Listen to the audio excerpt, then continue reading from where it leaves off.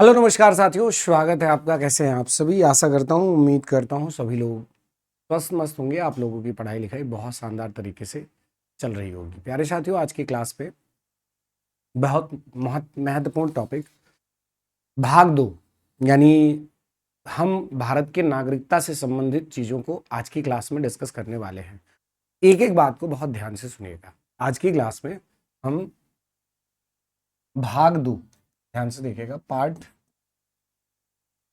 2। हम भाग 2 में हम क्या देखेंगे बेटा? भाग 2 में हम देखेंगे नागरिकता। नागरिकता क्या है, कैसे है, इन सभी तथ्यों को एक एक करके गौर कीजिएगा। प्यारे साथियों, आप ध्यान दीजिएगा, जब नागरिकता की बात करते हैं तो नागरिकता 5 से 11 तक, यानी आर्टिकल आर्टिकल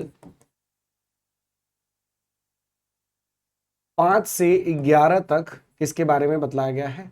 नागरिकता के बारे में बताया गया है। हम सभी आर्टिकल्स की बात करें, सभी आर्टिकल्स में क्या क्या बातें की गई है। सबसे पहले आर्टिकल 5 में क्या बात की गई है, एक एक करके सभी आर्टिकल्स को देखते हैं। आर्टिकल 5 की जब बात करते हैं तो आर्टिकल 5 जो है वह किस लिए इंपॉर्टेंट है? एक्चुअली जब आर्टिकल 5 की बात करते हैं तो यहां पर हम दो तीन बातें देखते हैं। सबसे पहले डेफिनेशन ऑफ सिटीजनशिप, नागरिकता की परिभाषा के बारे में बताया गया है। किसके? नागरिकता की परिभाषा यहां पर बताया गया है। नागरिकता की परिभाषा बतलाई गई है। समझने वाला पक्ष है ये है कि जो नागरिकता की परिभाषा अब इसमें बताया क्या गया है, वो ये है कि भाई दो तरीके से। पहली बात तो आप ये समझिए कि नागरिकता दो प्रकार की होती है। कौन कौन से प्रकार की साथी? पहला होता है सिंगल सिटीजनशिप, दूसरा होता है डुअल सिटीजनशिप। भारत के अंदर सिंगल सिटीजनशिप है, यानी इंडिया, ब्रिटेन जैसे और भी बहुत सारे देश हैं जहां पर सिंगल सिटीजनशिप है। अब जैसे बहुत सारे देश है जहां पर दोहरी नागरिकता है, जैसे स्विट्जरलैंड है, जैसे सबसे बड़ा एग्जाम्पल अमेरिका है। तो इन जगहों पर दोहरी नागरिकता है। दोहरी नागरिकता का मतलब होता है कि कोई व्यक्ति अपने स्टेट को भी क्या करता है? प्रेजेंट करता है, और कोई व्यक्ति अपने किसको? देश को भी प्रेजेंट करता है। वो देश का भी नागरिक होता है और स्टेट का भी नागरिक होता है। लेकिन हमारे भारत में आप सिर्फ भारत के नागरिक हैं। ध्यान दीजिएगा, जब परिभाषा की बात करें तो यहां पर कुछ बातें बताई गई। कहा गया कि 26 जनवरी 1950 वह व्यक्ति जो भारत में निवास कर रहा है वह भारत का नागरिक होगा। वह व्यक्ति 26 जनवरी 1950 यानी संविधान के प्रारंभ से, जिस दिन संविधान लागू हुआ 26 जनवरी 1950 से, जो व्यक्ति भारत में रह रहा है वह भारत का नागरिक होगा। यानी the person who is living in India will be citizen of India. कब? अब उसमें भी कंडीशन है, उसमें भी कंडीशन है कि वो कैसे भारत का नागरिक होगा। ध्यान दीजिएगा, संविधान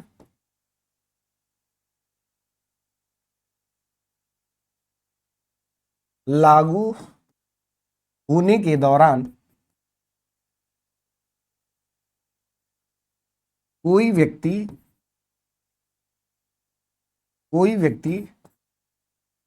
जो भारत में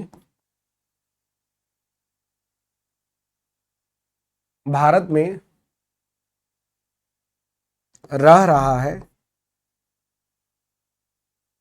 संविधान लागू होने के दौरान कोई व्यक्ति जो भारत में रह रहा है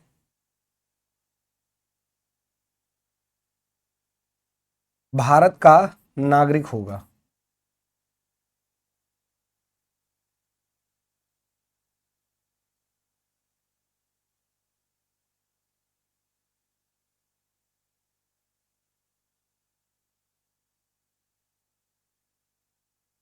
भारत का नागरिक होगा। अब ध्यान से सुनिए, जैसे वह भारत का नागरिक होगा, क्लियर समझिएगा। यहां पर एक बात आप समझिएगा कि वह भारत का नागरिक होगा जो भारत में 26 जनवरी 1950, भारत का संविधान पूरी तरह से लागू कब हुआ? 26 जनवरी 1950 को लागू हुआ।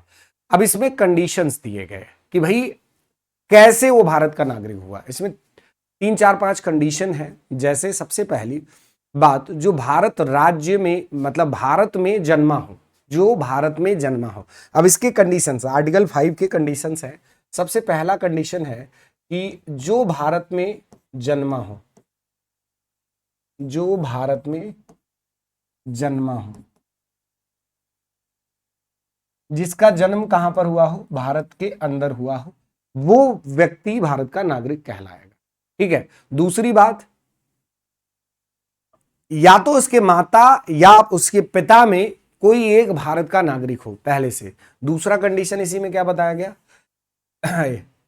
माता, माता या पिता, ध्यान से देखिएगा, माता या पिता में कोई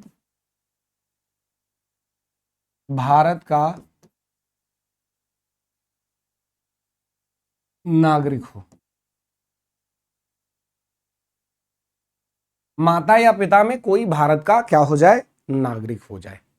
तो माता या पिता में अगर कोई भारत का नागरिक होगा तो वह भारत का नागरिक कहलाएगा।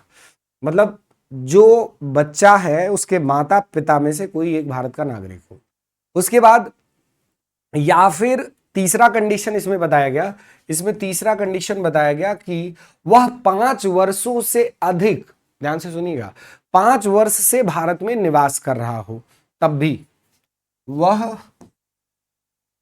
5 वर्ष से भारत में निवास कर रहा हो। ये बात बहुत इंपॉर्टेंट है। 5 वर्ष से निवास कर रहा हो, तो इसमें कंफ्यूजन जानते हैं कहां आ जाती है। इसमें यह लगता है कि किस तरीके से भारत में निवास कर रहा हो। देखो, जिस दिन संविधान लागू हुआ उसके 5 वर्ष पूर्व से वह भारत में रह रहा हो, भले भारत का नागरिक ना हो, उसको भारत की नागरिकता मिल जाएगी, ये कहने का मतलब है। ठीक है।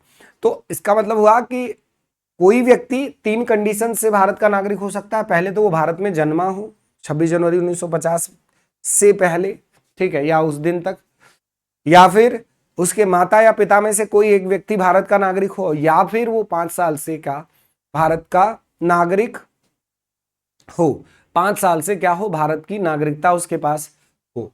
अब इसके बाद गौर कीजिएगा प्यारे साथियों, हम आगे बात करें कि भाई 19 जुलाई 1948 से पहले वह भारत आया हो और निवास कर रहा हो।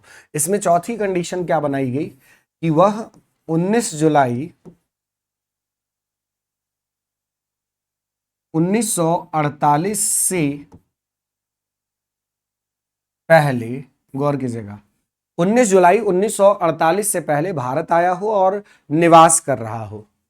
पहले भारत आया हो और भारत में निवास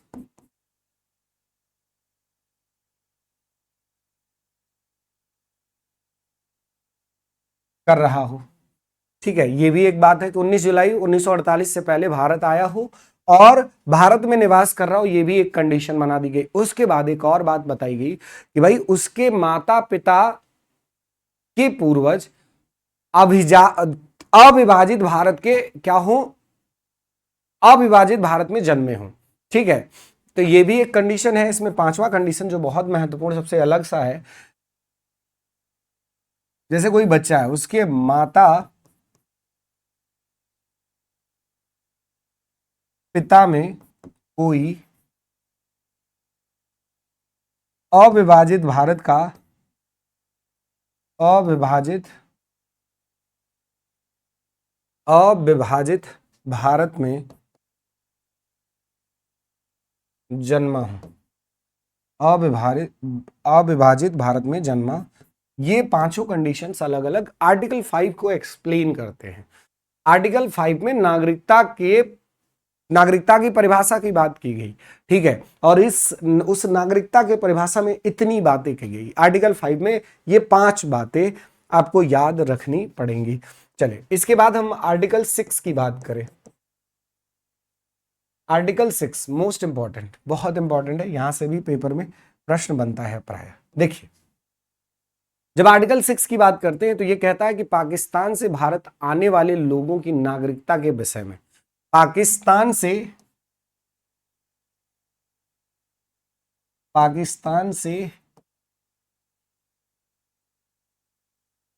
भारत आने वाले, पाकिस्तान से भारत आने वाले नागरिकों के विषय में, ध्यान से देखिए, यानी नागरिकता के विषय में, नागरिकता के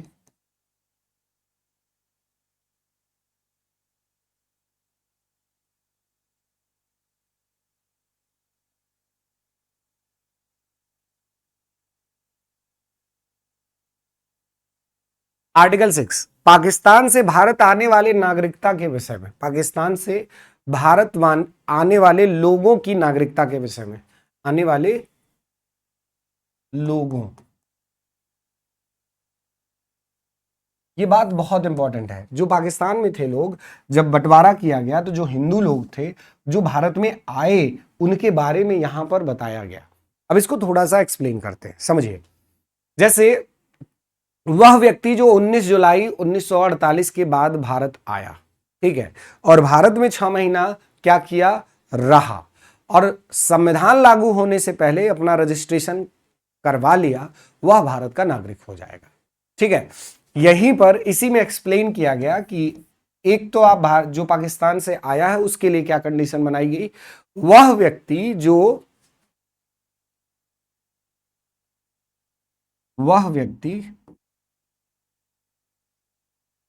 जो 19 जुलाई 1948, क्या 19 जुलाई 1948 के बाद भारत आया, ठीक है। अगर पहले आता तो वो तो आर्टिकल 5 के माध्यम से ही क्या हो जाता, उसको नागरिकता मिल जाती है, ठीक है, लेकिन ये बाद आया। वह व्यक्ति जो 19 जुलाई 1948 के बाद भारत आया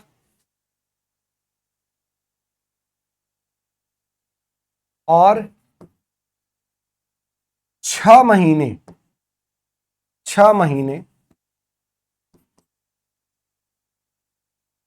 भारत में बिताया, ये जो पाकिस्तान से आए हुए लोग हैं उनके बारे में बताया जा रहा है, स्पेशली गौर कीजिएगा।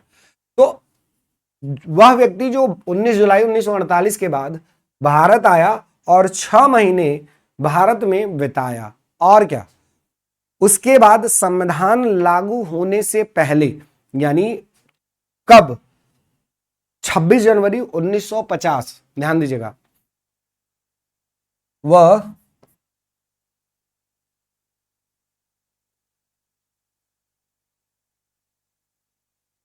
लागू होने से पहले, बहुत ध्यान से सुनिए, संविधान लागू होने से पहले अपना क्या कर लिया, पंजीकरण करवा लिया, पंजीकरण कराने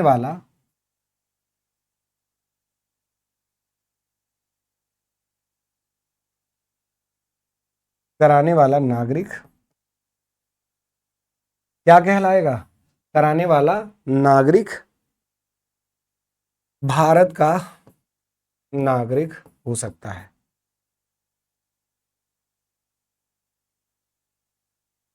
कंडीशन है इसमें कंडीशन क्या है कि भाई वह व्यक्ति जो 19 जुलाई 1948 के बाद है, पहले वाले तो पहले से ही भारत के नागरिक हो जाएंगे, ठीक है, लेकिन इसमें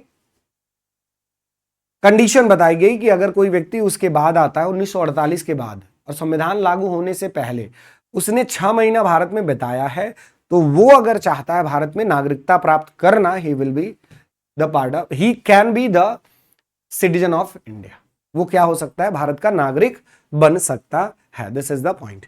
अब इसके बाद आर्टिकल आर्टिकल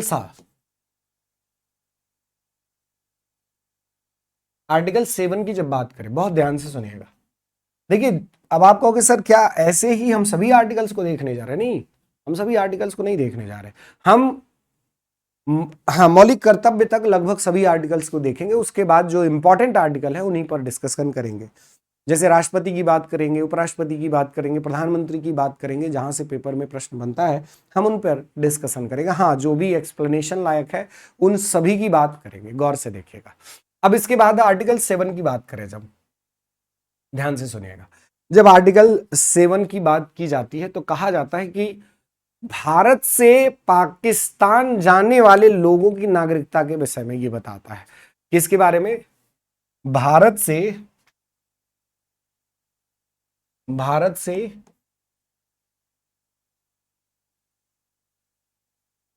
पाकिस्तान जाने वाले लोगों के विषय में, भारत से पाकिस्तान जाने वाले लोगों के विषय में नागरिकता का प्रावधान।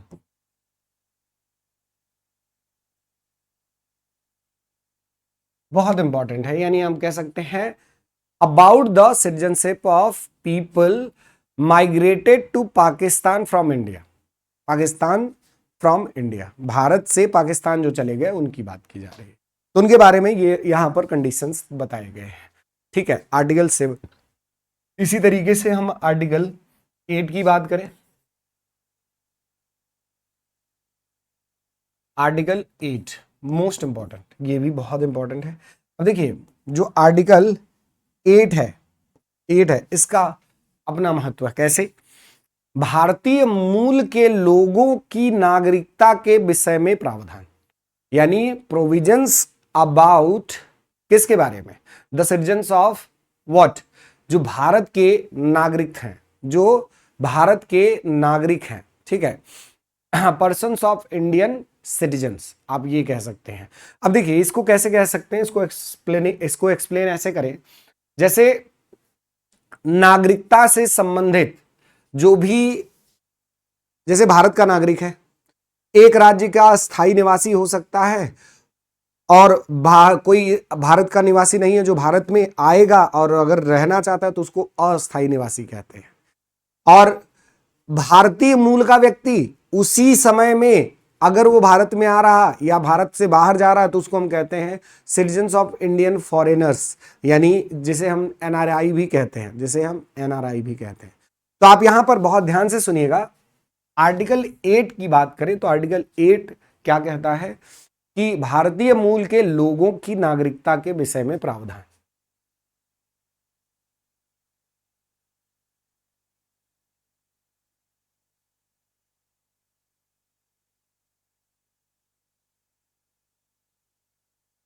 लोगों के लिए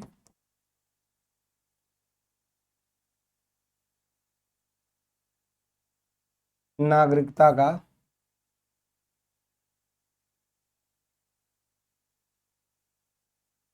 प्रावधान, भारतीय मूल के लोगों के लिए नागरिकता का प्रावधान, यानी नागरिकता के विषय में प्रावधान। जैसे भारतीय मूल के, आप जैसे सुनीता विलियम्स को कहते हैं भारतीय मूल का, तो उनके बारे में जो नागरिकता का प्रावधान है, जैसे भारतीय मूल के लोगों के बारे में जो प्रावधान है उसके अलग अलग कंडीशंस, ठीक है। अब जैसे कोई बाहरी है, सेना में भर्ती होने के लिए बाध्य किया जा सकता है अगर कोई भारत का नागरिक है, विदेशियों को नहीं किया जा सकता। जैसे राज्य में कहीं भी रह सकते हैं, हमारे विदेशियों के साथ they have to take permission from the government to live, रह सकते हैं कहीं भी, लेकिन उसके लिए उनको क्या एक विशेष अधिकार की आवश्यकता होती है। जो विदेशी होते हैं, जो भारत के नागरिक भारतीय मूल के होते हैं, उनके बारे में अलग अलग कंडीशंस हैं। ये अपने राज्य के लिए निष्ठा रखते हैं, और जो विदेशी होते हैं हमारे देश में, क्या ये जिस राज्य से होते हैं उसके लिए निष्ठा रखते हैं। तो देयर आर डिफरेंट कंडीशंस, ठीक है। तो ये सारी बातें किसमें बताई गई हैं? ये सारी बातें आर्टिकल 8 में बताई गई है। एनआरआई की है जब बात करें तो एनआरआई का फुल फॉर्म होता है नॉन रेसिडेंट इंडियन, और एंग्लो इंडियंस का मतलब होता है आंग्ल भारतीय। नॉन रेसिडेंट इंडियन का मतलब होता है प्रवासी भारतीय, ध्यान से देखिएगा, जैसे अस्थायी रूप से विदेश में रहना या वहां कोई नौकरी या व्यवसाय करना, इसको हम क्या कहते हैं, एनआरआई कहने लगते हैं। 2003 से हम लोग एनआरआई डे भी मनाते हैं। 9 जनवरी को हम भारत में क्या मनाने लगे हैं, 9 जनवरी को प्रवासी दिवस या एनआरआई डे भी मनाया जाता है। देखिए, तो हमने आपसे बताया कि आर्टिकल 8 के अंदर कई सारी कंडीशंस हैं जो स्पेशली अपने देश के लिए लोगों के लिए अलग होता और बाहरी देश के लिए अलग होता। इसमें कई सारे कंडीशंस भी हैं, ठीक है। जैसे जो भारत के लोग हैं, वह बिना वीजा आ सकते हैं, ठीक है, बिना वीजा रह सकते हैं जो भारतीय मूल के हैं, लेकिन जो विदेशी हैं उनके लिए वीजा की आवश्यकता पड़ती है। तो नागरिकता के संबंधित जो कॉन्सेप्ट है, जैसे वीजा से संबंधित जो किसी व्यक्ति के आने जाने की स्थिति का होता है, वो सब आर्टिकल 8 से रिलेटेड है। These are the points. अब इसके बाद हम बात करें आर्टिकल 9। आर्टिकल 9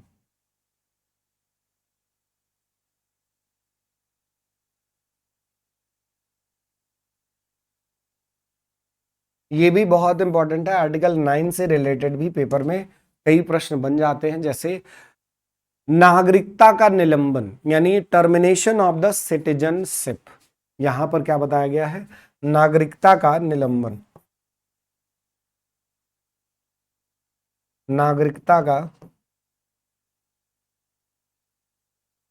निलंबन। ध्यान से देखिए, नागरिकता का निलंबन किस आर्टिकल में है भैया, आर्टिकल 9 में बताया गया है। इसके बाद आर्टिकल 10, ध्यान से देखिएगा, यहीं पर आर्टिकल 10,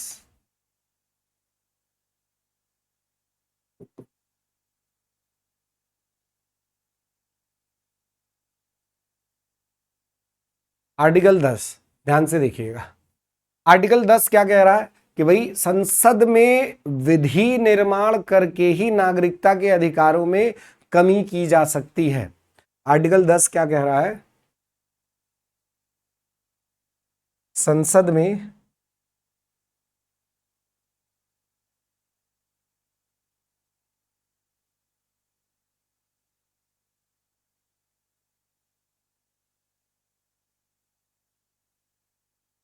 विधि निर्माण के द्वारा ही, विधि निर्माण करके ही नागरिकता के अधिकारों में कमी की जा सकती है।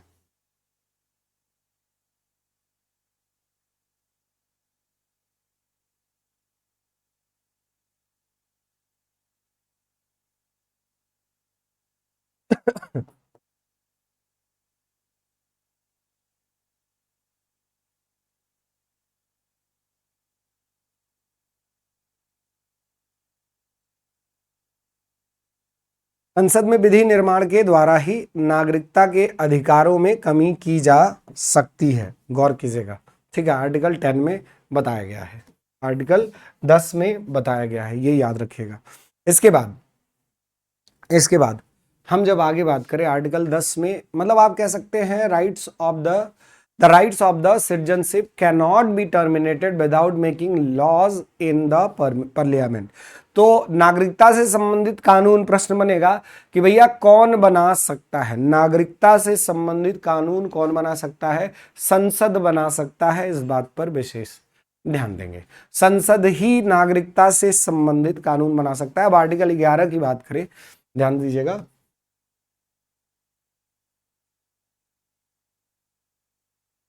आर्टिकल 11 बहुत इंपॉर्टेंट, बहुत ही इंपॉर्टेंट, गौर कीजिएगा।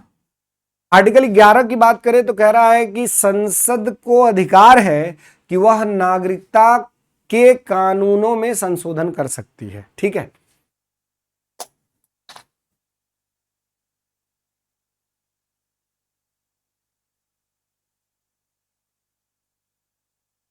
संसद को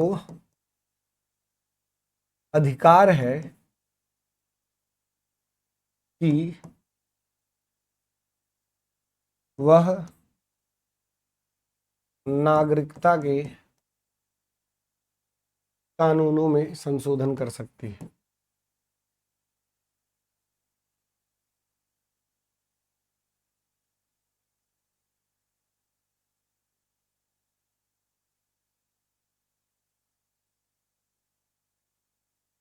कर सकती है। संसद को इस बात का अधिकार है कि वह नागरिकता के कानूनों में क्या कर सकती है, संशोधन कर सकती है। ठीक है, ये प्रश्न ये है कि 10 में और 11 में अंतर क्या है। 10 में आपको मैंने कहा कि संसद में विधि निर्माण करके ही नागरिकता के अधिकारों में कमी की जा सकती है। 11 में सेम बात है, लेकिन दूसरे तरीके से कह रहा है कि संसद का अधिकार है कि वो नागरिकता के कानूनों में संशोधन कर सकती है। क्या डिफरेंस क्या है दोनों में, बताइए। मतलब अधिकार में कमी की बात की जाए तो आर्टिकल 10 की बात कर रहे हैं। संसद को अधिकार है कि नागरिकता के कानूनों में संशोधन कर दे, कानून बदलने की बात की जा रही है तो 11 में। दोनों बातों में अंतर है। 10 सपरेशन की बात कर रहा है, 10 सपरेशन की बात कर रहा है।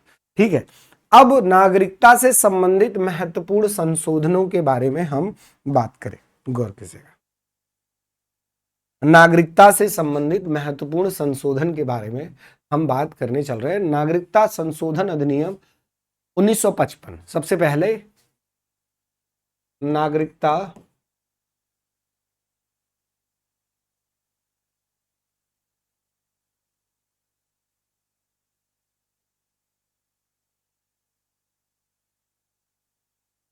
उन्नीस सौ पचपन, नागरिकता संशोधन अधिनियम 1955 सन 1986 ईस्वी में, 1986, 1992, 2003, 2005, 2015 और 2019 में अलग अलग तरीके के संशोधन किए गए हैं हमारे नागरिकता से संबंधित। तो पूछा भी जा सकता है कि कौन कौन से समय पर, अलग अलग समय पर संविधान में संशोधन किए गए हैं। तो सबसे पहले नागरिकता संशोधन अधिनियम 1955 तो है ही है, अलग अलग। अभी 1986, सन 1986 में कुछ संशोधन किए गए, उसके बारे में चर्चा होगी। फिर उसके बाद 1992 में, फिर 2003 में, 1992 में, फिर आपका 2003, 2003 के बाद से आपका 2005, 2015, 2019।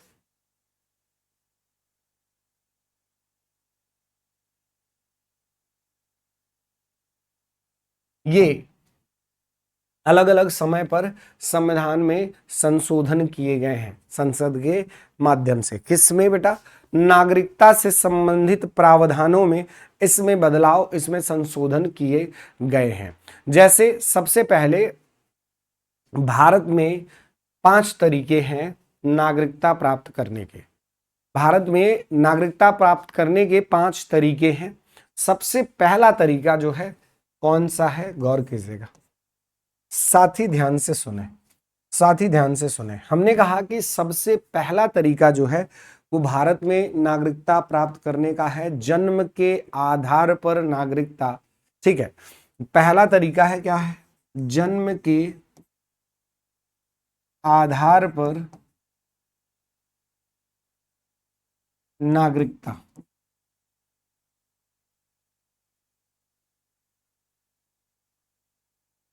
जन्म के आधार पर नागरिकता मतलब क्या है, बाय बर्थ 26 जनवरी 1950 या उसके बाद भारत में अगर आपका जन्म हुआ है तो आपको भारत का जन्म से नागरिक माना जाएगा।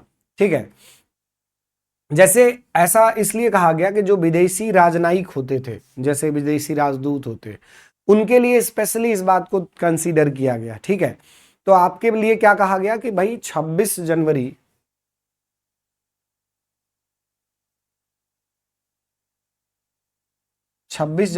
1950 क्या, या उसके बाद भारत में जन्म हुआ है। ठीक है,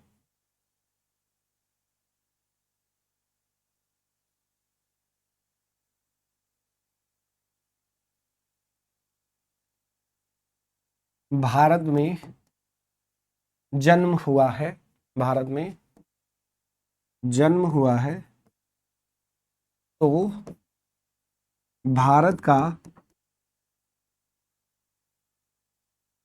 नागरिक माना जाएगा, भारत का नागरिक माना जाएगा। 26 जनवरी 1950 या उसके बाद भारत में जन्म हुआ तो भारत का नागरिक माना जाएगा। ध्यान से देखिएगा, किस हिसाब से? जन्म के आधार पर उसको भारत का नागरिक माना जाएगा। जन्म के आधार पर भारत का नागरिक माना जाएगा। पहली कंडीशन है नागरिकता संशोधन अधिनियम 1955 की। ध्यान दीजिएगा, ये स्पेशली कब की बात है? ये स्पेशली कब की बात है? 1955 में ये फोकस किया गया। अब 1986 की बात करें, 1986 CAA यानी कौन? Citizenship amendment act. ठीक है, हम यहीं पर 1986 की बात करें तो हमने क्या कहा? 1986 में नागरिकता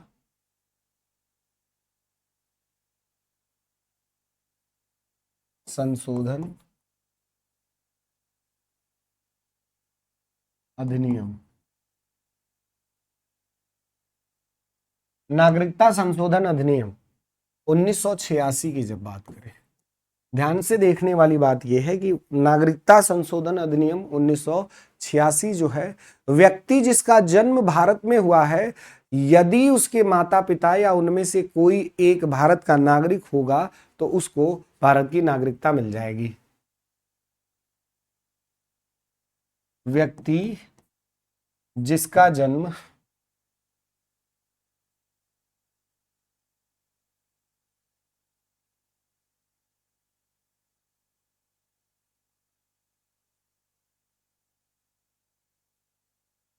भारत में हुआ, व्यक्ति जिसका जन्म भारत में हुआ, व्यक्ति जिसका जन्म भारत में हुआ, गौर कीजिएगा, व्यक्ति जिसका जन्म भारत में हुआ, यदि उसके माता पिता में से कोई एक भारत का नागरिक होगा। ठीक है, यदि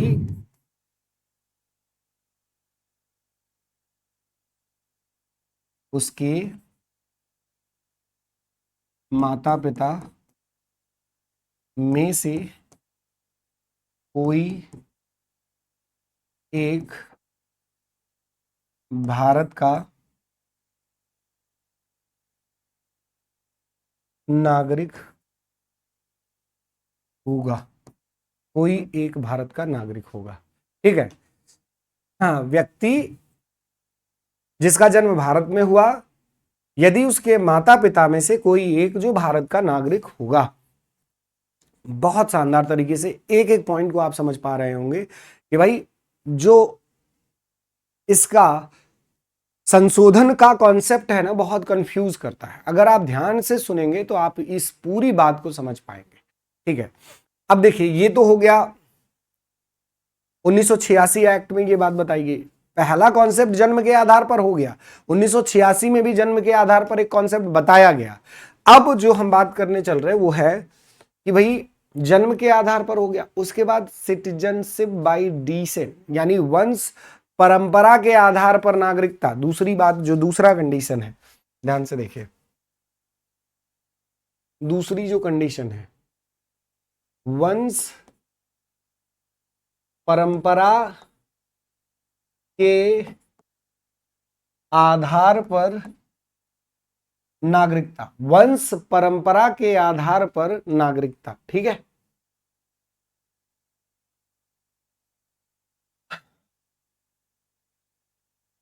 वंश परंपरा के आधार पर जो नागरिकता का कॉन्सेप्ट है वो ये है कि भाई व्यक्ति जिसका जन्म 26 जनवरी 1950 या उसके बाद भारत क्षेत्र के बाहर हुआ है। ध्यान से सुनिएगा,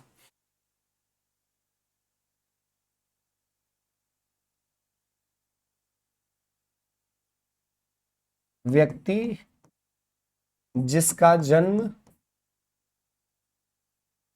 26 जनवरी 1950 या उसके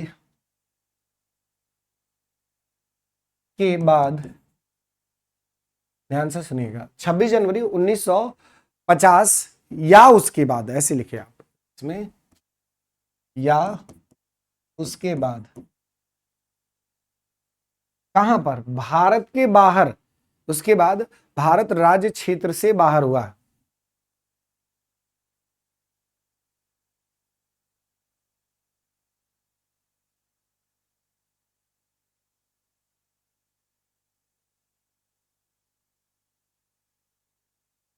भारत राज्य क्षेत्र से बाहर हुआ, भारत का नागरिक माना जाएगा। क्या माना जाएगा?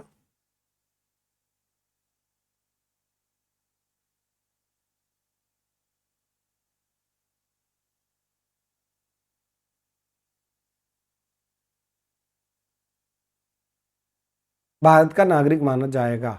ठीक है। किसके? वंश परंपरा के आधार पर, भारत के बाहर जिसका जन्म हुआ है। ठीक है।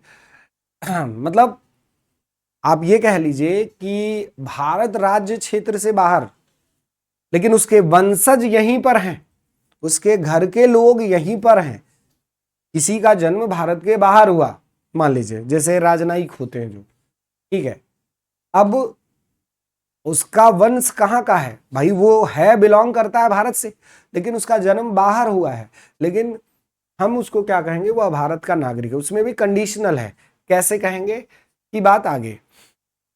इसके बाद सिटीजनशिप बाय डिसेंट को अगर समझे, वंश परंपरा के आधार पर जो नागरिकता का कॉन्सेप्ट है, इसको अगर थोड़ा सा और समझे, जैसे तो 1992 में सिटीजनशिप अमेंडमेंट एक्ट में कुछ बदलाव किया गया।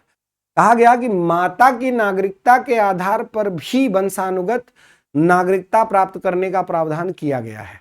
ठीक है, तो ध्यान दीजिएगा, इसी वंश परंपरा से संबंधित कॉन्सेप्ट एक आया 1992 में, जो सिटीजनशिप अमेंडमेंट एक्ट के द्वारा।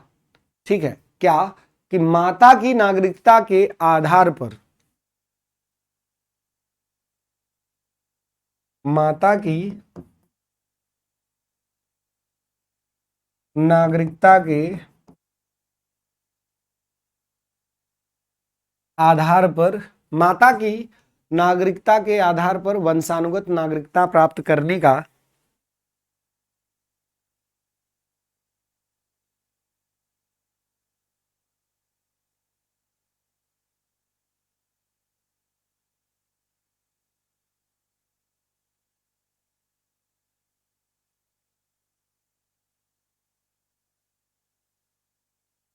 माता की नागरिकता के आधार पर वंशानुगत नागरिकता प्राप्त करने का क्या प्रावधान किया गया?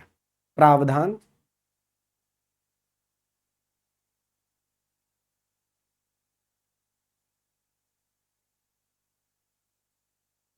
ठीक है, 1992 के माध्यम से इसमें बदला गया। ये दूसरा वंशानुगत या वंश परंपरा के आधार पर जब नागरिकता दी जा रही है तब की बात की गई। ये वंश परंपरा के आधार पर जब नागरिकता दी जा रही तब की बात की जा रही है। 1992 में ये बतलाया गया। फिर उसके बाद इसमें तीसरा नागरिकता प्राप्त करने का कॉन्सेप्ट है citizenship of India. Citizenship by registration actually कह सकते हैं, पंजीकरण के आधार पर नागरिकता। बहुत इंपॉर्टेंट बात है, ध्यान दीजिएगा। पंजीकरण के आधार पर नागरिकता, पंजीकरण के आधार पर नागरिकता। बहुत गौर से सुनिएगा, यानी सिटीजनशिप बाई रजिस्ट्रेशन, आप इसको क्या कह सकते हैं? Citizenship by registration. Citizenship by registration की बात जब करें, देखिए इसमें भी कैसे पंजीकरण के आधार पर कैसे नागरिकता प्राप्त किया जाएगा, इसका लंबा कॉन्सेप्ट है, कई चीजें इसमें बताई गई हैं। जैसे इसको थोड़ा सा एक्सप्लेन करते हैं आपको एक एक करके। देखिए इसमें आप समझिए, सबसे पहला कॉन्सेप्ट जो इसमें समझ में आता है वो ये है कि कई शर्त है इसमें। सबसे पहली शर्त ये है कि वह कहाँ का होना चाहिए? A person who has been residing in India for 5 years before he applies for the citizenship. यानी क्या कह रहा है कि वह भारत में 5 साल पहले से रह रहा हो और वह नागरिकता के लिए क्या करे, अप्लाई करे। ध्यान से समझिएगा, कोई व्यक्ति जो 5 साल से भारत में रह रहा हो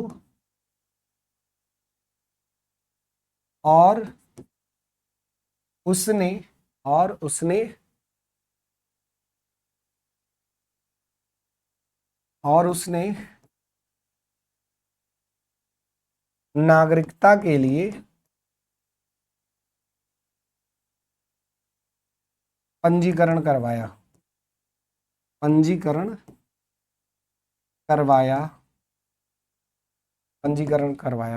ठीक है, ठीक है। कोई, हाँ, 5 साल से भारत में रह रहा हो और पंजीकरण के लिए पंजीकरण करवाया हो वो, ठीक है।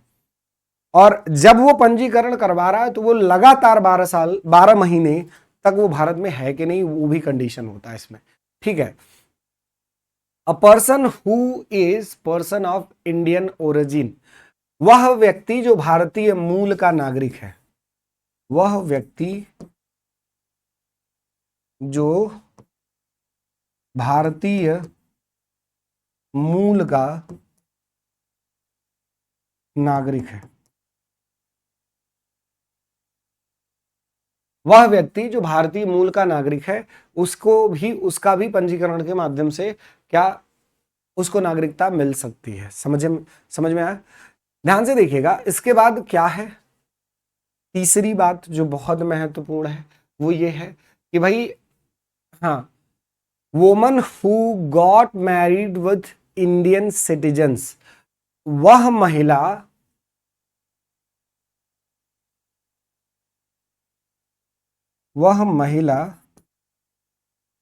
जो भारतीय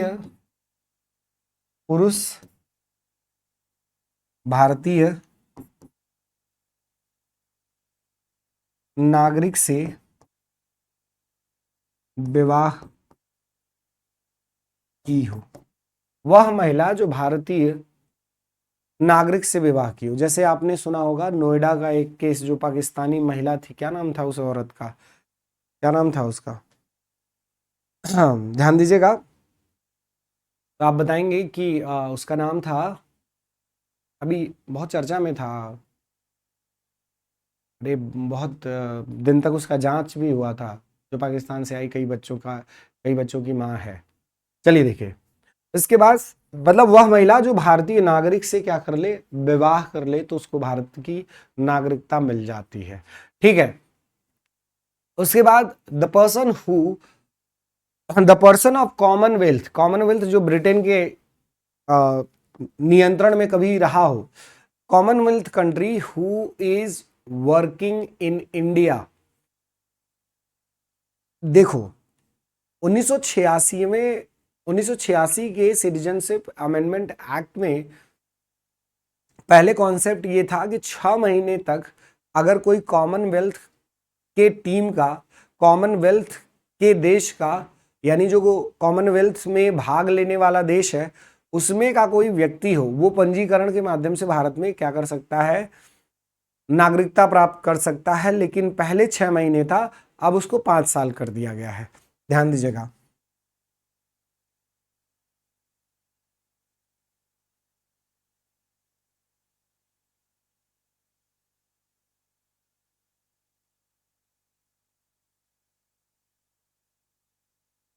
हाँ, पहले ये 6 महीना था, फिर बाद में इसको 5 साल कर दिया गया है, ठीक है। 5 साल के बाद उसको नागरिकता मिल सकती है। फिर इसके बाद जो इसमें चौथा पॉइंट है, बहुत इंपॉर्टेंट पॉइंट है, देसीकरण के से नागरिकता। अब जो चौथा पॉइंट है, जैसे ये पंजीकरण के आधार पर नागरिकता हो गई, इसके बाद जो चौथा बहुत इंपॉर्टेंट पॉइंट है वो है देसीकरण की द्वारा नागरिकता प्राप्त करना। देशीयकरण के नागरिकता मतलब क्या होता है? हाँ, जैसे जो राष्ट्रमंडल देश का व्यक्ति है, मतलब जो कॉमनवेल्थ का देश का व्यक्ति है, वह मिनिमम 10 साल तक यहां रह चुका हो, ठीक है। उसमें कई कंडीशन होती है, तो आप ध्यान से सुनिए। देशीकरण की द्वारा नागरिकता, देशीकरण के द्वारा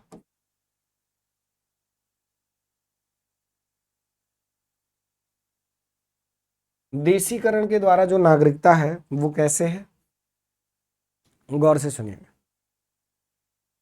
अ person who is from Commonwealth country. देखो, कॉमनवेल्थ का कंडीशन तीसरे में भी है, पंजीकरण के आधार पर उसमें भी लिया जा सकता है, लेकिन इसमें भी है। उसमें और इसमें अंतर ये है कि भाई, हाँ देखिए, इसमें आप सुनिए, इसमें पहला कंडीशन क्या है? इसमें पहला कंडीशन है राष्ट्रमंडल देश का क्या व्यक्ति। राष्ट्रमंडल देश का क्या है बेटा? व्यक्ति। राष्ट्रमंडल देश का व्यक्ति, ध्यान से सुनिएगा। इसमें कंडीशन क्या दिया गया? क्योंकि वो मिनिमम 10 साल तक क्या भारत में निवास किया हो। राष्ट्रमंडल देश का कंडीशन है कि मिनिमम 10 साल तक वह भारत में रहा हो। 10 साल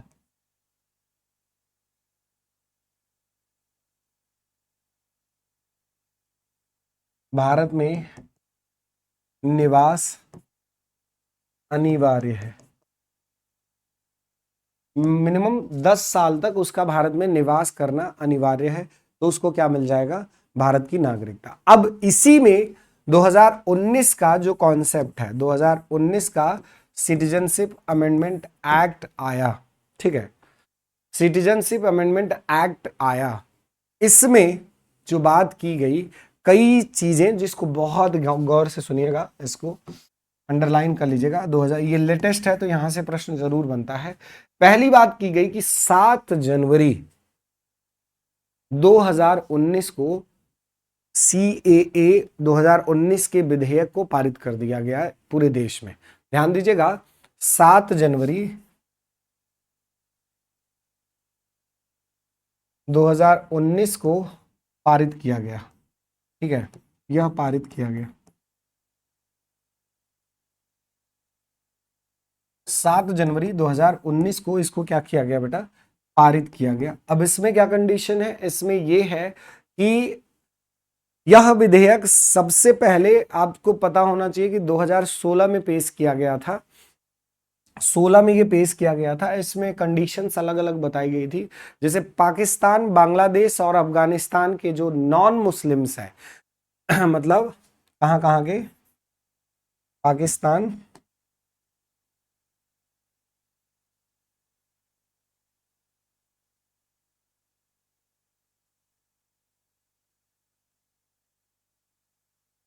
बांग्लादेश व अफगानिस्तान के जो नॉन मुस्लिम है, गैर मुस्लिम जिसे कहा गया, जो नॉन मुस्लिम्स हैं, ठीक है, अल्पसंख्यक में हैं।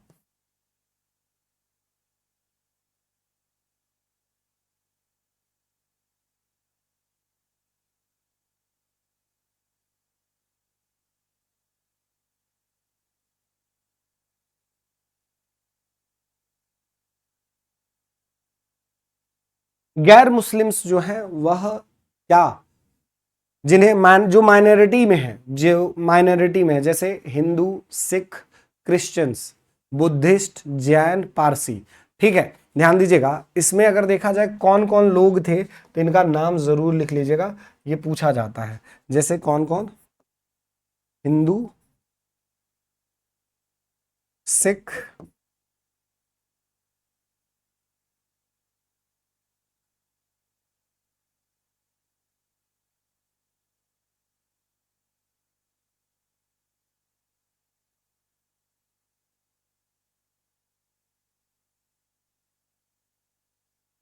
हिंदू, सिख, जैन और यहीं पर बुद्धिस्ट और पारसी,